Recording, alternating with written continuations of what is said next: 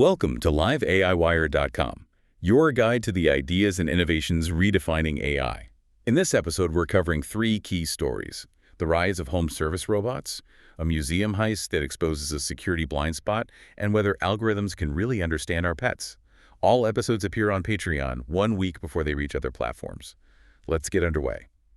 So for our first deep dive today, we're looking at this ongoing tension in consumer robotics. There's a big gap, right, between the huge ambition for humanoids and the actual reality of AI in our homes. Exactly. And Elon Musk keeps pushing these really aggressive timelines for Tesla's Optimus.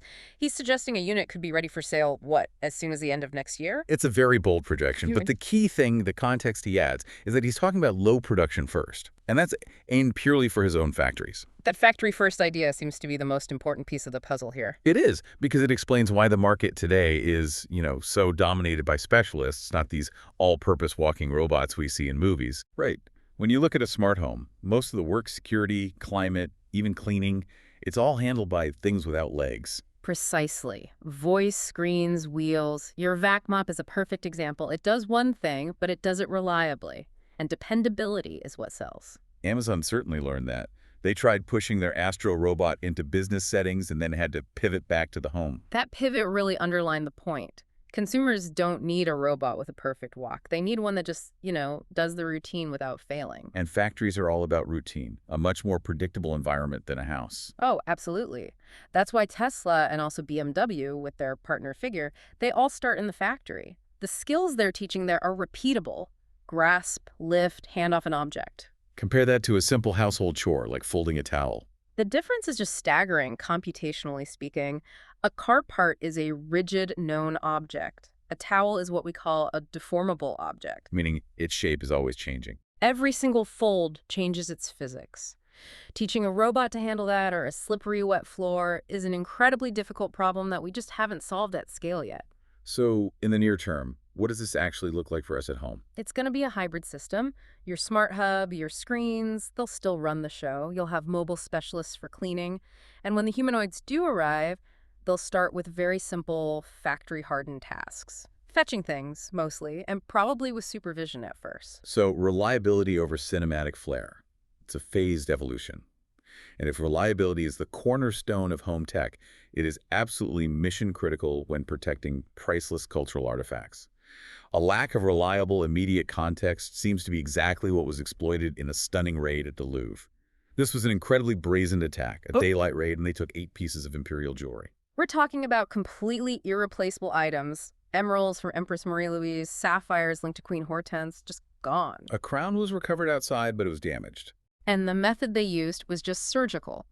A small crew, a basket lift, up to a high window in the Galerie d'Apollon. They forced it open, grabbed what they came for, and were gone on motorbikes in minutes. That speed suggests they knew the security system's weakness. They knew there would be a delay. The failure here wasn't a lack of alarms. The Louvre is covered in them. So where was the blind spot?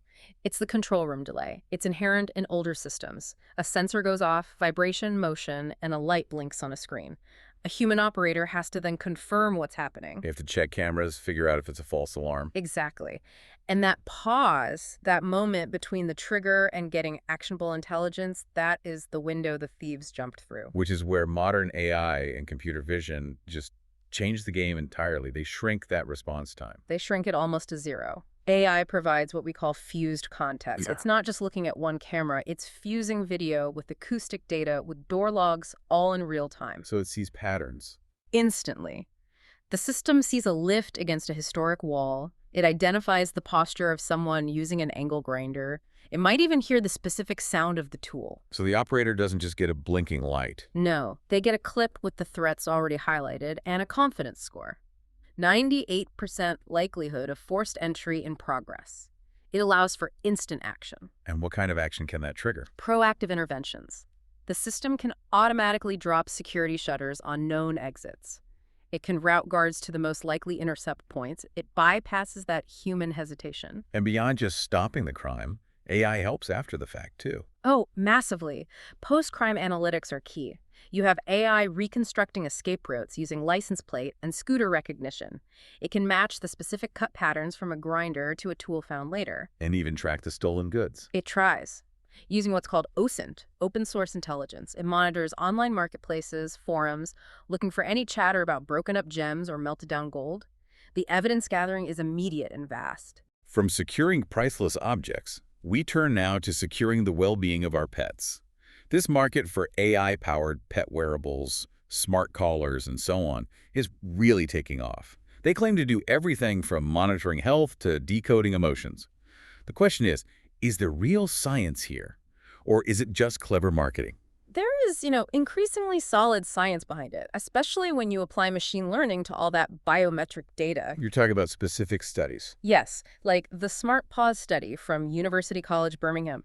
They used collar sensor data over 6 months, and the machine learning could accurately track a dog's rest habits, its routines, even its anxiety levels. So it establishes a baseline of what's normal for that specific animal. Exactly. And once you have that baseline, you can spot anomalies immediately. And we're seeing vet-validated products emerge from this kind of research. Like the pet pace collar. Right, the Pet Pace 2.0 is a good example. It's a vet-grade collar that continuously monitors vitals, heart rate, temperature, respiration. The algorithms can provide an early warning for an illness that you might otherwise miss. And there's other research showing it can detect distress even before the physical symptoms appear. That's right. Heart rate and oxygen sensors combined with ML can pick up on the very first signs of distress, which moves this technology into preventative welfare. It's not just for when they're already sick. And it's not just about individual health. Some sources point to, well, much broader applications. The natural disaster use case is fascinating. In Peru, they designed smart collars to detect these subtle changes in dog behavior, anxiety, hyperactivity that sometimes happen before earthquakes. And did work. The project showed real promise, especially when the data from a whole community of dogs was pooled together. It became another potential warning sign for the humans. Of course, this kind of constant monitoring, it does bring up some pretty big ethical questions. It does. The article Paws plus Pixels really gets into this. It's about balancing the usefulness of the data with the surveillance aspect. Who owns that data, for instance? That's the core question. Is it the pet owner, the company that made the collar, the vet who analyzes the reports? And we have to be sure the monitoring is truly for the animal's benefit, not just our convenience. So it really comes down to transparency. It does. And collaboration between developers and vets to set clear rules. And honestly, just making sure the device isn't causing the animal stress. So if you're thinking of buying one of these, what are the key questions you should ask? I'd say there are 3. First is validity. Is it backed by real scientific trials? Second, transparency. What data is being collected and who controls it? And third, and maybe most important, welfare. Is the collar actually comfortable and safe for your pet to wear all day, every day? You have to look past the marketing. Thanks for listening to liveaiwire.com, where we explore the ideas shaping the future of AI.